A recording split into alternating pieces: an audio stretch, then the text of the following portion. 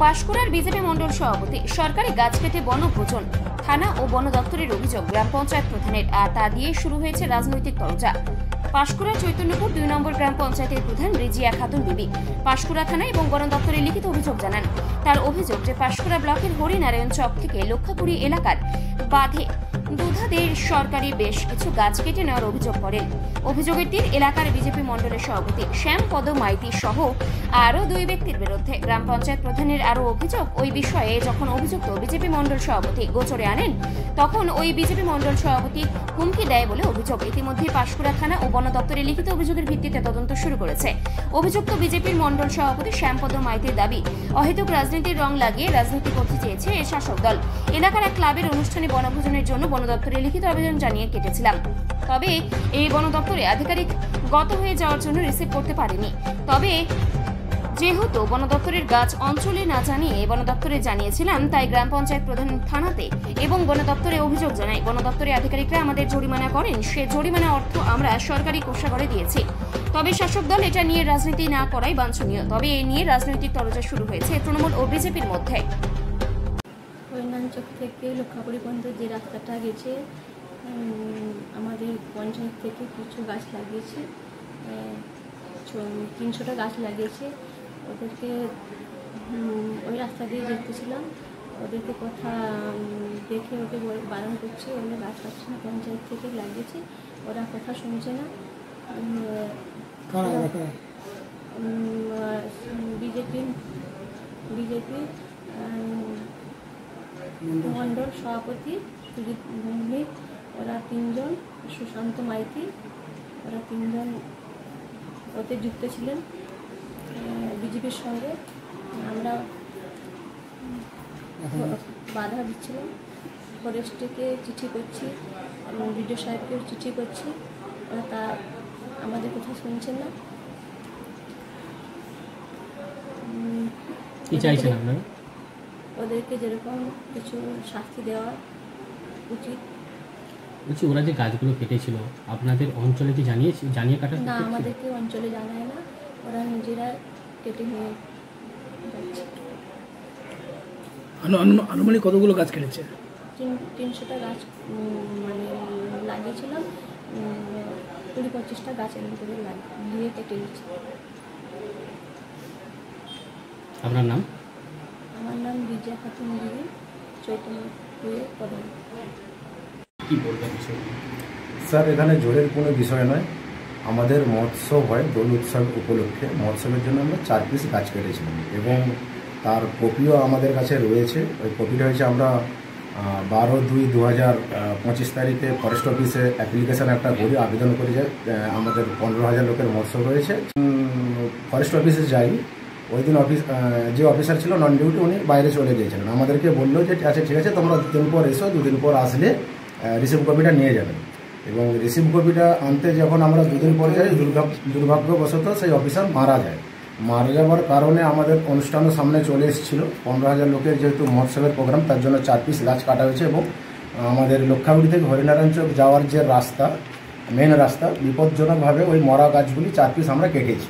তারপরে আমরা জানতে পারি না যে আমাদের নামে কেস হয়ে যায়। 1 মাস, যথারীতি 1-1.5 মাস পরে আমাদের কাছে একটা থানা থেকে ইনফরমেশান আসে যে আপনাদের নামে কেস হয়েছে, আপনারা একটু থানাতে আসুন। এবার আমরা, আমাদের ক্লাব সভাপতি যারা রয়েছে, ক্লাব মেম্বার সব, আমরা যথারীতি থানাতে গিয়েছিলাম।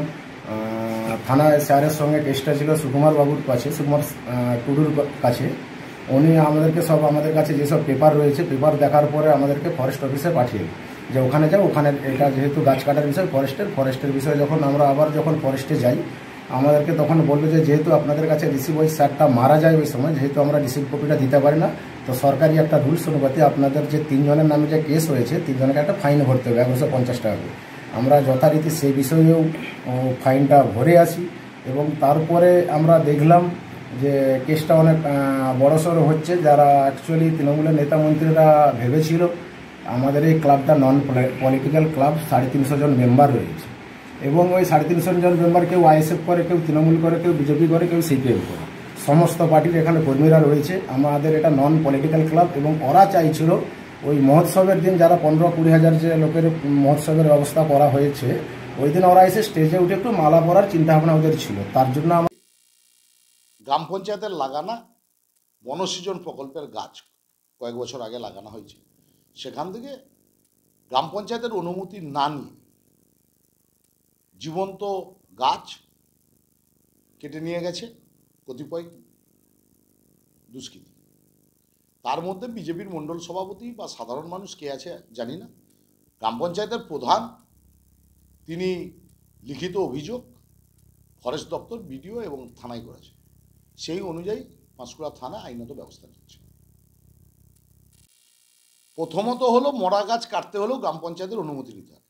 কিছু বনসৃজন প্রকল্প হয় গ্রাম পঞ্চায়েতের আন্ডারে, কিছু বনসৃজন প্রকল্প থাকে পঞ্চায়েত সমিতির আন্ডারে, কিছু বনসৃজন। আমরাও বিভিন্ন সামাজিক মন্দির, মসজিদ, অনেক গরিব মানুষকে দাহ করার জন্যে গ্রাম পঞ্চায়েতের প্রধানরা গাছ দেয়, এবং কোনো গ্রাম পঞ্চায়েতের প্রধানও একসঙ্গে 4খানা গাছের বেশি কাটার অনুমতি থাকে না। তো সেই ক্ষেত্রে মরা গাছ হলেও তাকে ফরেস্ট দপ্তর থেকে অনুমতি নিয়ে দিতে হয়। তো সেই অনুমতি না নিয়ে একরকম গাছকে চুরি করেছে। আর মণ্ডল সভাপতি, বিজেপির মণ্ডল সভাপতির কাছে থেকে এর থেকে বেশি কিছু আশা করা যায় না।